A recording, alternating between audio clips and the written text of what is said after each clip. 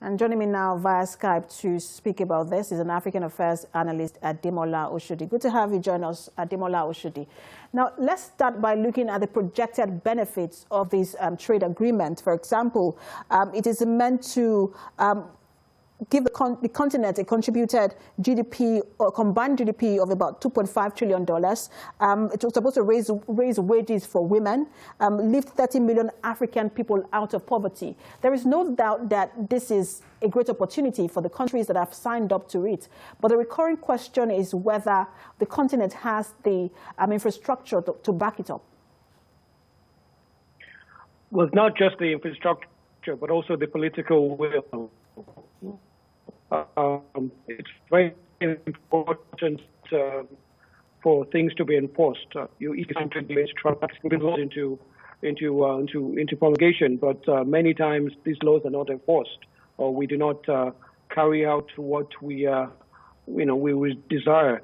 ECOWAS, for instance, has been on for many decades, and there was still a lot of problems implementing a lot of the ECOWAS agreements, free trade, free movement, and also issues regarding the ECOWAS currency and the issues of judiciary, escalating judicial matters to the ECOWAS Court of Human Rights, for instance.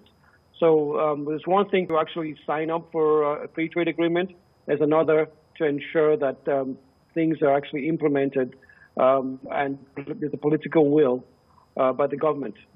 And if I understand it correctly, you are speaking to the political implication of this agreement. For example, Nigerians' borders were closed for a really long time, despite the ECOWAS protocol. We see the crisis with Nigerian traders in Ghana, also despite the ECOWAS protocol, and several borders are closed in Africa because of conflict. Is this going to be a challenge going forward, especially with border challenges? Yes, it will be a challenge. Though the Nigerian border, I believe, has been reopened, there's also issues of insecurity among the borders. In the northern part of Nigeria, you can't easily move from Cameroon to Nigeria, from Chad to Nigeria because of the issue of insecurity, the Boko Haram, and also in parts of Mali and Mauritania, Mali and Algeria, Libya. So it's not just the issue of trade at the border, it's also security concerns and smuggling. Smuggling cheap Chinese products from one country to another, or smuggling of counterfeit products. But the biggest concern, I would say, for this trade agreement is actually ensuring the manufacturing base of countries are well developed and well enhanced. There's one thing to have trade among African countries, but to guarantee that your own economy is protected, your interests, your manufacturing base, your service base. Nigeria can easily dominate the economic sector of West Africa, while Benin Republic can easily ship in a lot of fake or smuggled goods from across the world into Nigeria, rice, etc. How do you guard against this? So it's one, but I believe the free trade agreement is an evolving thing. We're not going to get everything in the first year or the first few years.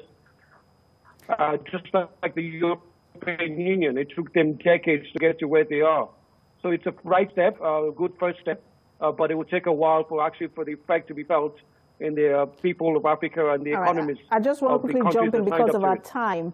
And I want to quickly touch on something you raised about the economies of these nations, these countries in Africa.